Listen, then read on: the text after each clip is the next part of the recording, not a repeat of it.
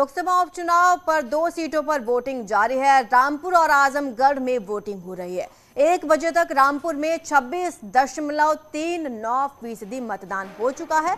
1 बजे तक आजमगढ़ में 29.48% वोटिंग हुई है। दोनों ही अहम सीटें हैं। लोकसभा उपचुनाव यहां पर चल रहा है, वोटिंग चल रही है सुबह से ही, और अब तक रामपुर में 26% मतदान हुआ है। आजमगढ़ में 29% वोटिंग हो चुकी है। लगातार लोग यहां पर पहुंच रहे हैं। तस्वीरों में आप देख सकते हैं दिव्यांग भी वोटिंग करने के लिए पहुंच रहे हैं और महिलाएं भी बढ़ चढ़कर हिस्सा ले रही हैं। साथ ही साथ सुरक्षा व्यवस्था के भी पुख्ता इंतजाम किए गए हैं। समाजवादी पार्टी का गढ़ मानी जाती हैं ये दोनों ही सीटें। यहां पर बीजेपी हालांकि समाजवादी पार्टी के प्रत्याशी को कड़ी टक्कर दे रही है। 1 बजे तक रामपुर में 26% मतदान हुआ है। साथ ही आजमगढ़ में 29% वोटिंग अब तक हो चुकी है। ये दोनों ही सीटें बेहद अहम मानी जाती हैं। एक तरफ समाजवादी पार्टी का गढ़ है ये, दूसरी तरफ बीजेपी इस किले को भेदने की कोशिश कर रही है। लगातार लोग यहां पर पहुंच रहे हैं, लंबी लंबी कतारों में लगकर वोट कर रहे हैं।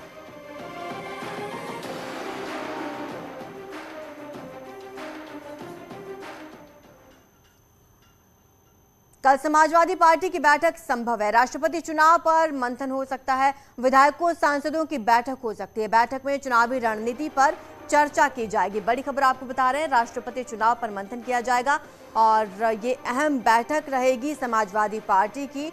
राष्ट्रपति चुनाव पर इस बैठक में चर्चा होगी। विधायकों सांसदों की बैठक संभव है।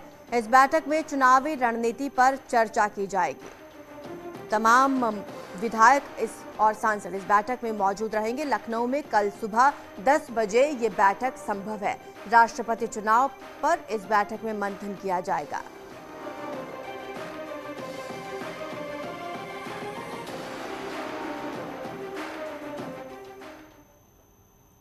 शामली में कब्रिस्तान की जमीन पर अतिक्रमण पर बुलडोजर चला है, जिससे दबंगों और भूमाफियाओं में हड़कंप मच गया। नगर पंचायत की टीम ने बुलडोजर चलाकर कब्रिस्तान की जमीन को कब्जा मुक्त करा लिया है। मामला थाना भवन कस्बे का है, जहां पिछले कई सालों से कब्रिस्तान की जमीन पर दबंगों ने अवैध कब्जा कर रखा था। आज नगर पंचायत की टीम भारी पुलिस फोर्स के साथ मौके पर पहुंची और बुलडोजर से अवैध निर्माण को ध्वस्त कर दिया। जी, आज ये कब्रिस्तान की भूमि पे कुछ अस्थायी अतिक्रमण कर लिया गया था, जिससे कि नगर पंचायत राजस्व टीम और पुलिस की सहायता के द्वारा हटाया गया है। लगभग कितना अतिक्रमण, कितने रकबे में अतिक्रमण था? ये आगे की जो भूमि है, जो दिल्ली सहारनपुर रोड पे जो आगे के साइड में उन लोगों ने अतिक्रमण कर रखा था, इसी को आज हटाया गया है। खबर बदायूं से है, जहां पर गंगा में लापता 3 लोगों में से 2 के शव बरामद कर लिए गए हैं, जबकि 1 की तलाश जारी है। दरअसल बुधवार की शाम को उजानी कोतवाली के भागीरथी कछला गंगा घाट पर नहाते समय बड़ा हादसा हो गया था। 8 लोग गंगा में डूब गए थे, जिनमें से 5 लोगों को स्थानीय लोगों की मदद से बचा लिया गया था, लेकिन 3 लोग गंगा की तेज धारा में बह गए थे।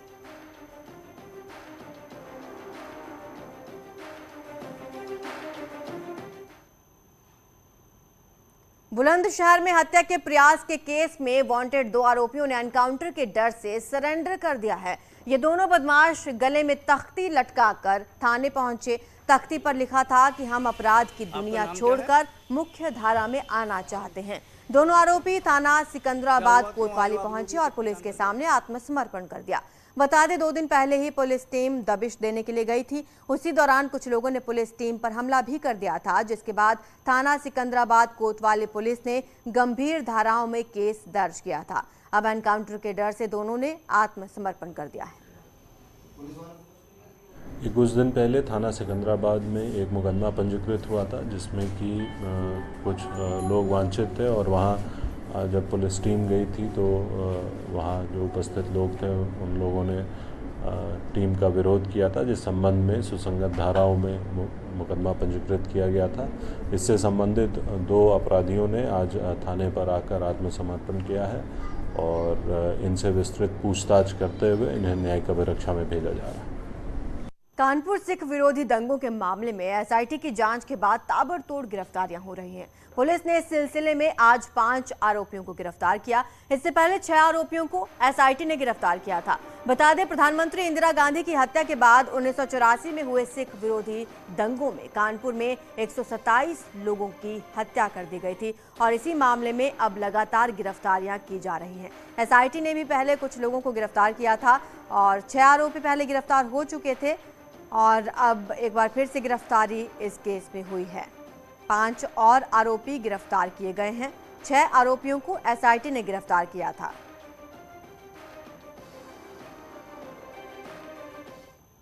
कुल 11 लोगों को गिरफ्तार किया गया है और आज 5 लोगों को गिरफ्तार किया गया है।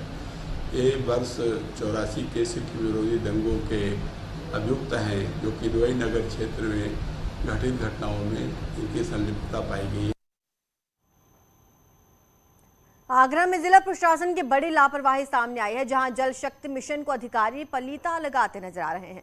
शमशाबाद ब्लॉक ऑफिस में वाटर टेस्टिंग किट धूल फांक रही है।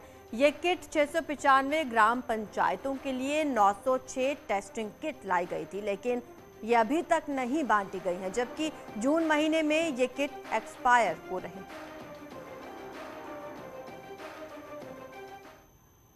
और इसी बीच नोएडा से बड़ी खबर आ रही है, जहां पर करप्शन के केस में कार्रवाई हुई। एलिवेटेड रोड निर्माण में भ्रष्टाचार हुआ था।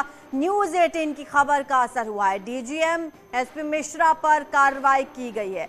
एसपी मिश्रा ने सभी चार्ज लिए गए। नोएडा अथॉरिटी की सीईओ ने कार्रवाई की।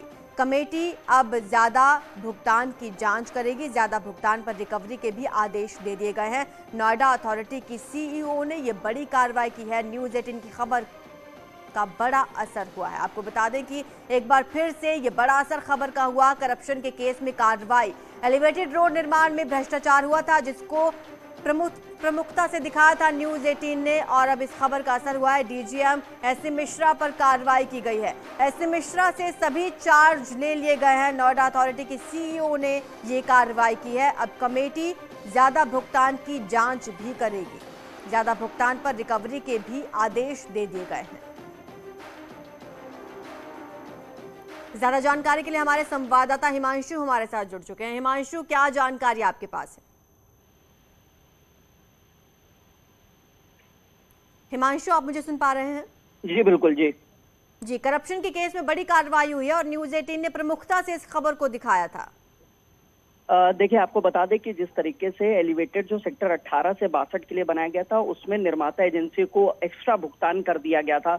उस एक्स्ट्रा भुगतान पर रिकवरी के भी आदेश दिए गए हैं। इसके अलावा जिस तरीके से उसके निर्माण कार्य में शिथिलता बरती गई थी, उस पर भी जांच के आदेश दिए गए हैं। और सबसे बड़ी बात है कि जो एसपी मिश्रा हैं, उनसे सभी तरीके के चार्जेस नोएडा अथॉरिटी की सीईओ ने ले लिए हैं। और एसपी मिश्रा लगातार जिस तरीके से उनकी शिकायतें मिल रही थी, चूंकि यहाँ पर 2 कैबिनेट मंत्रियों ने दौरा किया था। कैबिनेट मंत्री जो विभाग के हैं, नंद गोपाल नंदी, वो भी यहाँ पर आए थे। उन्होंने भी शिकायत की थी। उनकी शिकायत पर संज्ञान लिया गया। इसके अलावा जब सुरेश खन्ना खुद आए थे, तो क्योंकि एसपी मिश्रा जो है जन स्वास्थ्य विभाग देख रहे हैं, वहां पर गंदगी देखने को मिली थी। गंदगी पर वो नाराज हुए, तो उन्होंने वेतन काटने के आदेश दिए थे। लगातार मिल रही शिकायतें, और अब ये बड़ी कार्रवाई कर दी गई है। शुक्रिया आपका इस तमाम जानकारी के लिए। तो कानपुर के स्वरूप नगर में हर्ष फायरिंग के आरोपी युवक को पुलिस ने गिरफ्तार कर लिया है। आरोपी युवक शहर के एक बड़े मिठाई कारोबारी का बेटा बताया जा रहा है, जिसने विदेश से वापस आने पर स्वागत समारोह के दौरान फायरिंग की थी। युवक को अपना असला देने वाले पीएसओ यानी कि पर्सनल सिक्योरिटी ऑफिसर को भी पुलिस ने गिरफ्तार किया है। साथ ही उसके असले को जब्त कर लाइसेंस को रद्द करने की कार्रवाई शुरू कर दी गई। एक वीडियो वायरल हुआ था, जिसके माध्यम से जानकारी प्राप्त हुई थी, तो प्रकरण को तत्काल संज्ञान में लेते हुए इसमें अभियोग पंजीकृत किया गया है और इस घटना में जो भी व्यक्ति सम्मिलित थे, चिन्हित हुए, उनके खिलाफ कार्रवाई की गई है और उनकी अरेस्टिंग भी की गई है और जो भी विधिक कार्रवाई है आगे की जा रही है। उधर ललितपुर में एक युवक की पत्थर से कुचलकर हत्या कर दी गई, जिसका शव गांव के ही हरिजन बस्ती के पास मिला है। बताया जा रहा है कि युवक की कुछ लोगों से रंजिश चल रही थी। घटना पूरा कलां के एवनी गांव की बताई जा रही है।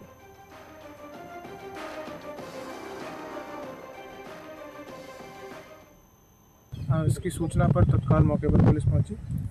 पुलिस द्वारा शव को कब्जे में लेकर के पोस्टमार्टम के लिए भेजा गया है। परिवारजनों से पूछताछ जारी है। पूछताछ के क्रम में उन्होंने एक तहरीर दी है। तहरीर के आधार पर मुकदमा पंजीकृत किया जा रहा है एवं शीघ्र ही घटना का अनावरण करके विधिक कार्रवाई की जाएगी। यहाँ रुकेंगे छोटे से ब्रेक के लिए, जल्द हाजिर होंगे। आप देख रहे हैं न्यूज़ 18 उत्तर प्रदेश।